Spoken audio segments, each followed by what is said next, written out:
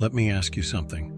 What if I told you that the one thing you've been dreading, silence, could actually be your greatest weapon? Imagine this. You're holding the key to unlocking emotional freedom, and it starts with doing absolutely nothing. Sounds too simple, right? But here's the kicker. Most people fail at no contact because they fall into the trap of thinking silence is weakness. Well, let me blow your mind. Silence is power. In this video, we're going to rip apart the myths around no contact, flip the script on what you've been told, and hand you the blueprint to turn emotional chaos into unstoppable strength. You're here because you've tried everything, haven't you? Late-night texts, waiting for a reply that never comes, obsessing over why they left, and now you're stuck. You're thinking, does no contact really work? Or am I just torturing myself? Here's the brutal truth. Most people fail at no contact because they focus on the wrong thing, the other person. That's where you're going wrong. This isn't about them, it's about you. And the sooner you understand that, the faster you'll stop playing games with your own sanity. In this video, I'm going to give you 10 hard-hitting truths about staying strong during no contact, and we're not holding back. I'm talking about the stuff no one wants to say, the raw truths that will wake you up and change your life. But here's the deal. You have to be willing to hear it. No sugarcoating, no fluff. Just raw, unfiltered truths that will make you rethink not just your relationships, but how you see yourself. By the end of this video, you won't just survive the silence, you'll own it. Stay with me until the end. Trust me, the truth will make you rethink every choice you've made in relationships. Ready to hear it? Then hit that subscribe button right now and comment, "I'm ready," if you're ready to watch this video until the end. Now let's get started. Number 1, understanding the challenge. The hardest part of no contact isn't the silence. It's the stories you tell yourself about that silence. You're sitting there, staring at your phone, wondering why they haven't called you. You start thinking, maybe they've moved on. Maybe they never cared. Maybe I'm not good enough. Let me stop you right there. These thoughts aren't reality. They're lies your mind creates to fill the silence. Here's the truth. Humans crave closure. We'd rather have a messy, painful answer than the discomfort of not knowing. But here's the hard pill you need to swallow. Sometimes, no answer is the answer. Let that sink in. Silence speaks louder than words, but only if you're willing to listen. The challenge of no contact isn't just external, it's internal. It's about quieting the noise in your own head and recognizing that your value doesn't come from someone else's attention. Think about it like this. You've been running a marathon with someone who stopped caring about the race long ago. While you're sprinting, they're on the sidelines, watching you exhaust yourself. No contact is the moment you decide to stop running and catch your breath. It's not giving up, it's giving yourself a chance to recover. And let's not sugarcoat it. It's going to hurt, like ripping off a bandage. The pain is sharp and immediate. But what's the alternative? Staying in a cycle of hope and disappointment, clinging to breadcrumbs of attention? You deserve more than that. You deserve the whole damn loaf. Now, I know what you're thinking, but what if they forget about me? Let me flip that question around. What if they don't? What if your silence forces them to see what they've lost? The truth is, people only value what they fear losing. When you stop being available at their convenience, you stop being taken for granted. That's not manipulation, that's self-respect. Every time you feel the urge to text them, ask yourself this: what am I really hoping to achieve? If the answer is anything other than your own peace of mind, don't hit send. The silence you're avoiding is the very thing that will set you free. Number 2, the power of emotional detachment. The reason no contact feels so impossible is because you've tied your happiness to their actions. If they text, you're happy. If they don't, you spiral. That's not love. It's dependency. And here's the kicker. They feel it. People can sense when you need them more than they need you. and it gives them all the power. Emotional detachment isn't about shutting off your feelings, it's about reclaiming your power. Right now, your emotions are like a puppet on a string, and they're holding the controls. Every time they ignore you, you feel worthless. Every time they reach out, you feel validated. But what if you cut the strings? What if you stopped letting their behavior dictate your worth? Here's a secret most people won't tell you. Detachment makes you irresistible. Why? Because people are drawn to those who don't need them. The moment you stop seeking their validation is the moment you become intriguing. It's human nature. We want what we can't have. But let's take it deeper. Emotional detachment isn't just about them, it's about you. It's about learning to find peace within yourself. Think of it like this. If you're standing in the middle of a storm, you have two choices. You can either fight the wind and get blown around, or you can stand still and let it pass. Detachment is standing still. It's recognizing that you can't control the storm, but you can control your reaction to it. Here's a practical step to start detaching emotionally. Create distance, not just physically, but mentally. Every time you catch yourself thinking about them, redirect that energy to something productive. Start a project, learn a skill, hit the gym, do anything that reminds you of your own capabilities. The more you focus on yourself, the less power they have over you. Detachment isn't a one-time decision, it's a daily practice. You'll have moments of weakness, and that's okay. Progress isn't about perfection, it's about persistence. Keep showing up for yourself, even on the days when it feels impossible. Number 3, trusting your decision. You've decided to go no contact, but now the doubts are creeping in. What if I'm making a mistake? What if they think I don't care? What if they move on? Let me stop you right there. These thoughts are fear talking, not logic. And fear has one job: to keep you stuck. The decision to go no contact isn't just a strategy, it's a statement. It says, I value my peace more than your attention. I choose myself over this cycle of hurt. And that's a choice most people are too scared to make. They'd rather stay in the comfort of dysfunction than face the discomfort of growth. But let me ask you this. What has chasing them ever gotten you? Has it made them love you more? Has it brought you peace? Or has it left you feeling drained and defeated? No contact isn't about punishing them. It's about saving yourself. It's about stepping back and giving yourself the space to heal. No contact isn't about waiting for them to come back. If that's your goal, you're missing the point. This isn't about them, it's about you. It's about breaking free from the need for their validation and learning to stand on your own 2 feet. Think of it like this. If you were building a house, would you use materials that are broken and unstable? Of course not. Relationships are no different. You can't build something healthy with someone who doesn't respect you. Trusting your decision to go no contact is about recognizing that you deserve better and refusing to settle for less. Here's an exercise for when doubt creeps in. Write down the reasons you chose no contact in the first place. Be brutally honest. Maybe they disrespected you. Maybe they didn't prioritize you. Whatever the reason, put it on paper. Then, whenever you feel tempted to break no contact, read that list. Let it remind you why you made this choice and why it's worth sticking to. And here's the truth most people won't tell you. No contact doesn't guarantee they'll come back, but it does guarantee one thing: you'll come back to yourself. You'll rediscover the parts of you that got lost in the relationship. You'll remember what it feels like to be whole, not because someone else completes you, but because you complete yourself.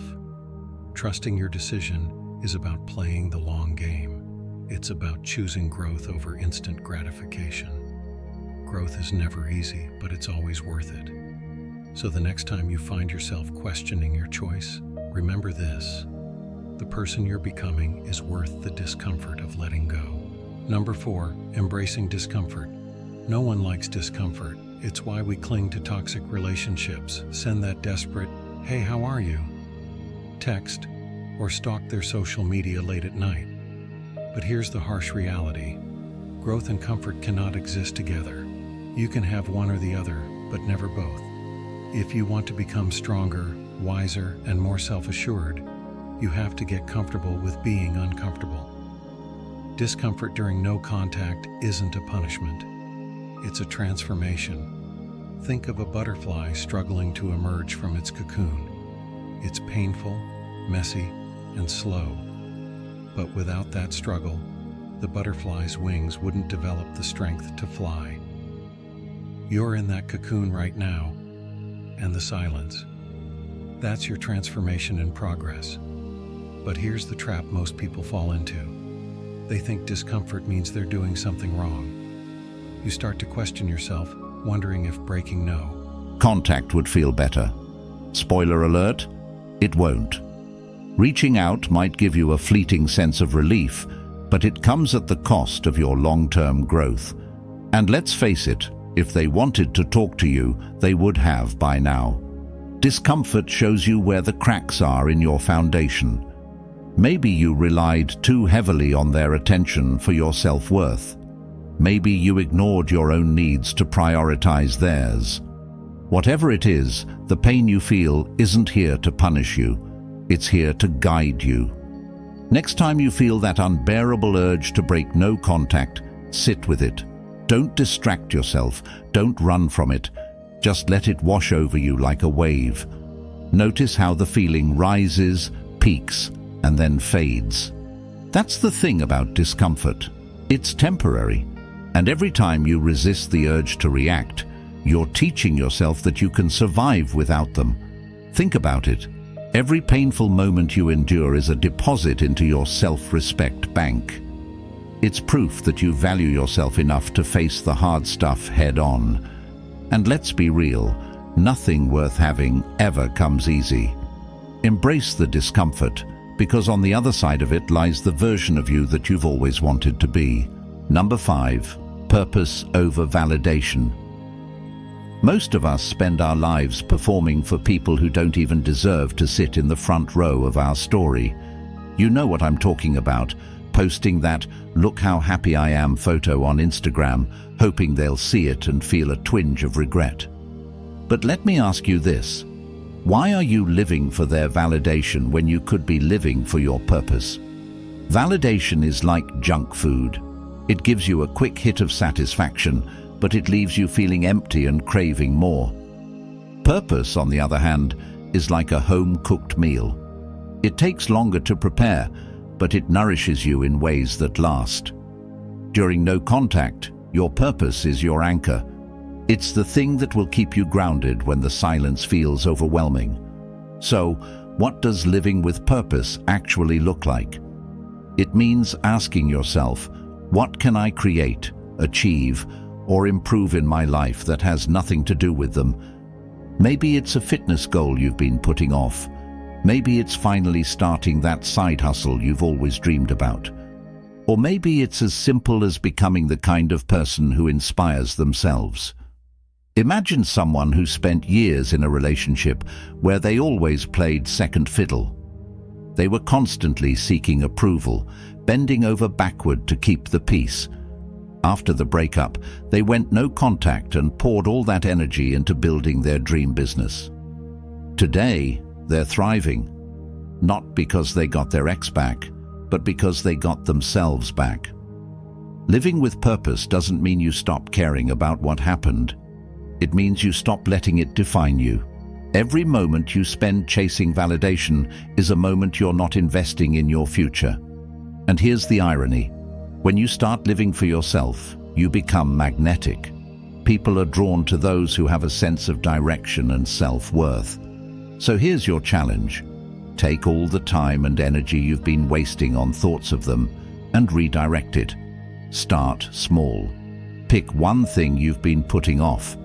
Maybe it's journaling, exercising, or learning a new skill. Commit to it, not because you want to prove anything to them, but because you owe it to yourself. And remember this, your purpose doesn't need anyone's approval. The only validation you should be chasing is your own. Number 6. Building resilience. Resilience isn't something you're born with. It's something you build, brick by brick, choice by choice. Right now, you're in the trenches of emotional warfare. No contact feels like a battle between your better judgment and your need for closure. But here's the good news. Every time you resist the urge to reach out, you're building a fortress of resilience. Let me break it down. Resilience is like a muscle. The more you use it, the stronger it gets. Every time you say no to breaking no contact, you're flexing that muscle. At first it feels impossible. You'll have moments of weakness where you stare at your phone, drafting texts you'll never send. But over time, it gets easier. The silence stops feeling like a punishment and starts feeling like peace. Create a daily ritual that reinforces your strength. Maybe it's a morning journal where you write down 3 things you're proud of. Maybe it's a workout routine that makes you feel powerful. Or maybe it's as simple as repeating an affirmation like, "I choose myself." Whatever it is, make it a habit. Habits are the foundation of resilience. Think of resilience as your armor. It doesn't make the battles disappear, but it protects you from the wounds that used to cut deep. And let's not forget, resilience isn't about never feeling pain. It's about rising every time you fall. You're going to have bad days. You're going to have moments when the silence feels unbearable. But resilience is what will carry you through. Resilience is sexy. There's nothing more attractive than someone who can weather the storms of life and come out stronger. When you build resilience, you're not just surviving, you're thriving. You're showing yourself and the world that you're unbreakable. The next time you feel tempted to break no contact, remember this.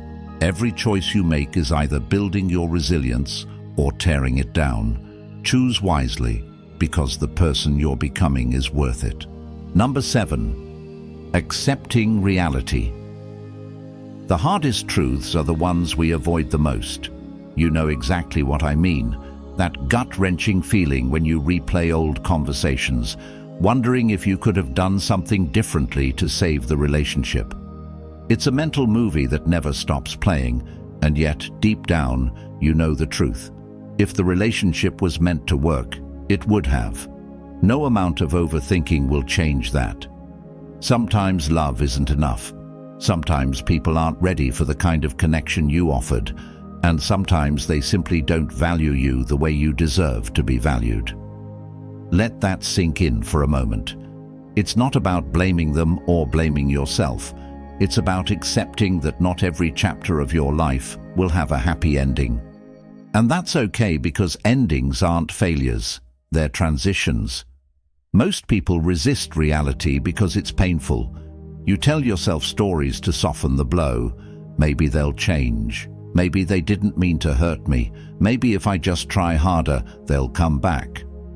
These maybes are the chains that keep you tied to the past, and the longer you hold on to them, the harder it becomes to move forward. Acceptance isn't about giving up. It's about setting yourself free. When you accept reality, you take back the power you've been giving away. You stop waiting for closure from someone who's never going to give it to you. You stop hoping for an apology that might never come. And most importantly, you stop letting someone else's actions define your worth. Think of acceptance as ripping off a bandage. It hurts like hell at first, but once it's done, you can finally start to heal. And let's be clear, healing isn't linear. You'll have days where you feel like you're moving on, and days where you feel like you're back at square one. That's normal. What matters is that you keep moving forward, even if it's just one step at a time. Write down the truths you've been avoiding. Be brutally honest. Maybe the truth is that they didn't prioritize you. Maybe the truth is that the relationship was one-sided. Whatever it is, put it on paper. Seeing it in black and white can be a powerful wake-up call. And every time you feel tempted to break no contact, read those truths aloud to yourself. Let them remind you why moving on is the only option. Acceptance doesn't mean you stop caring. It means you start caring about yourself more. It means you stop hoping for a future with someone who isn't meant to be in your life and start building a future that's centered around your own happiness. And here's the irony. The moment you stop chasing them is the moment you start finding yourself. Number 8. Turning pain into power. Pain is one of life's great inevitabilities. If you're human, you've felt it. The sting of rejection, the ache of loss, the hollow emptiness of being left behind. But here's the truth about pain.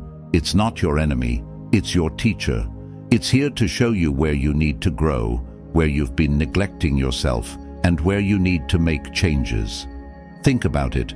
Every scar you have, whether it's physical or emotional, tells a story of survival. And right now, you're in the middle of writing one of the most important chapters of your life.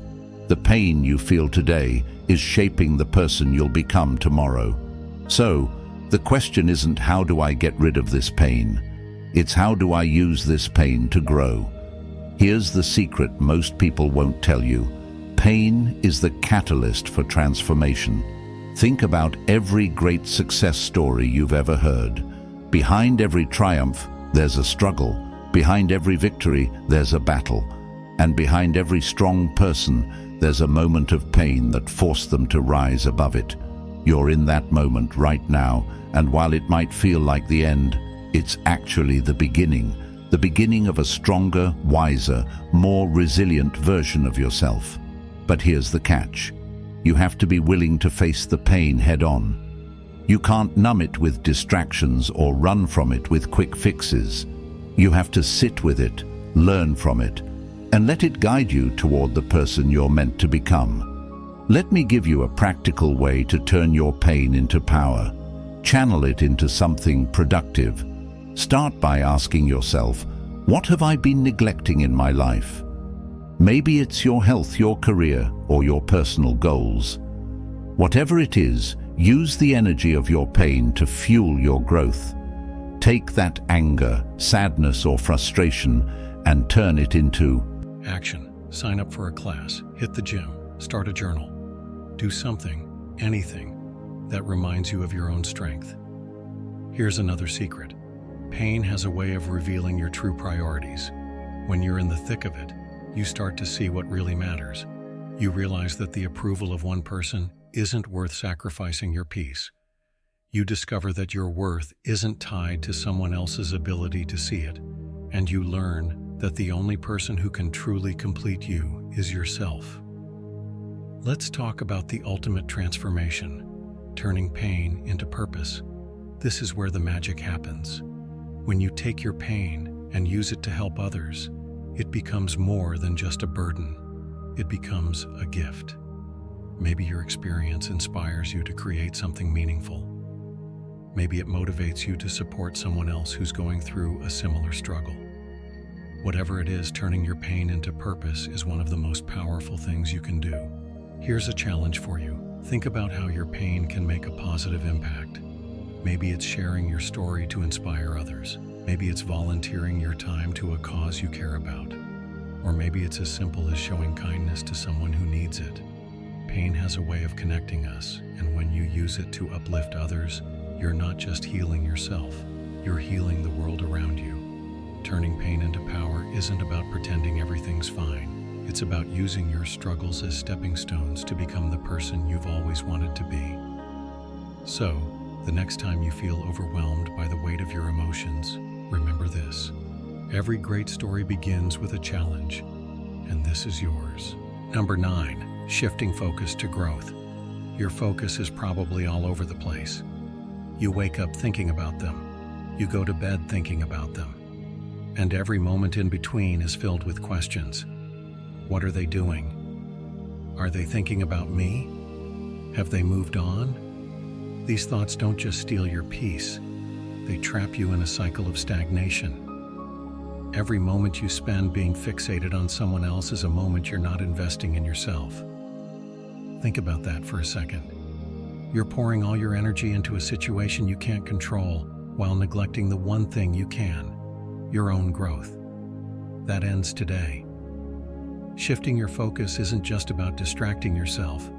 It's about redirecting your energy toward something meaningful. It's about asking yourself, what can I build, learn, or achieve that has nothing to do with them? And let me tell you, the possibilities are endless. Imagine if all the time you've spent overthinking was instead spent on self-improvement. Picture yourself signing up for that fitness class you've been avoiding, or finally starting that business idea that's been sitting on the back burner. What if you turned your heartbreak into the fuel for your next big achievement? That's the power of shifting your focus. Make a list of 3 things you've always wanted to do but kept putting off because of your relationship. Maybe it's traveling, picking up a new skill, or even something as simple as reading a book that inspires you. Commit to doing one of those things this week. Don't just think about it. Take action. There was a man who, after a painful breakup, decided to pour all his energy into fitness. He started small, just a few minutes of exercise a day, but as weeks turned into months, he transformed.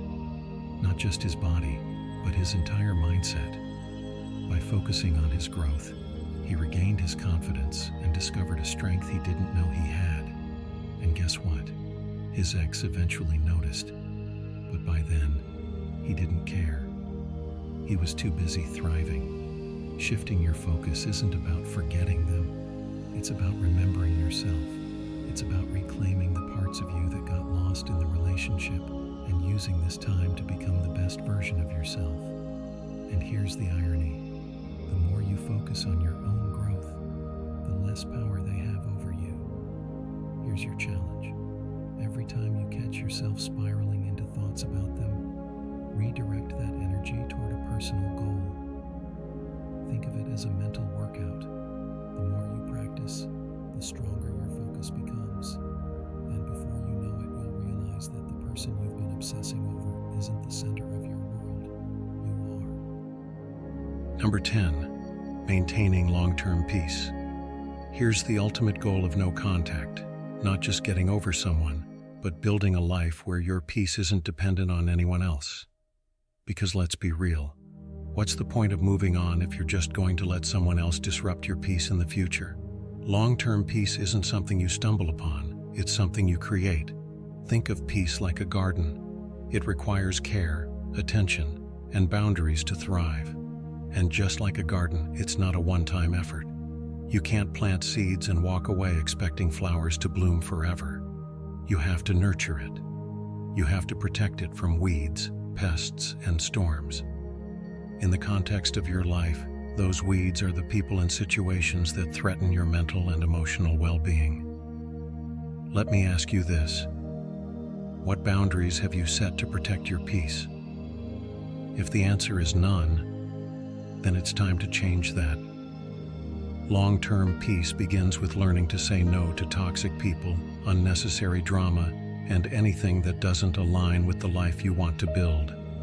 Identify one area of your life where your peace is being compromised. Maybe it's a friend who constantly drains your energy, or a habit that keeps you stuck in the past. Whatever it is, take action to remove or address it. Your peace is non-negotiable, and anything that threatens it doesn't deserve a place in your life. But let's take it deeper. Long-term peace isn't just about avoiding negativity, it's about cultivating positivity. It's about filling your life with people, activities, and goals that uplift you. Think about the moments in your life when you felt truly at peace. What were you doing? Who were you with?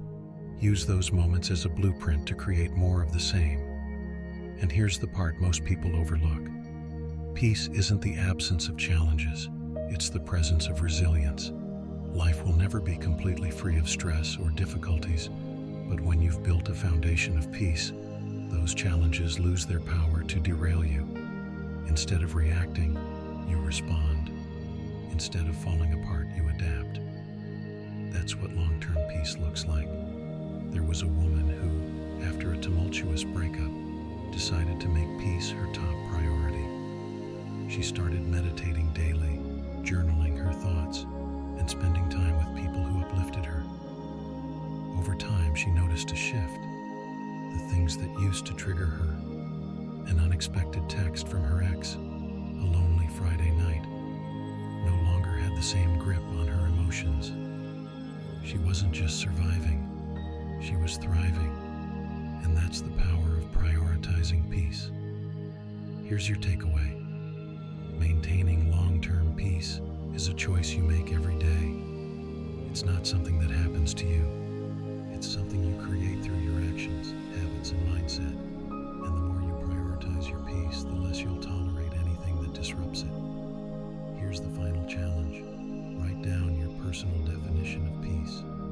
What does it look like? What does it feel like? And most importantly, what steps can you take to protect and nurture it? Keep that definition close to you and let it guide every decision you make. You've made it to the end of this journey, and that says something about you.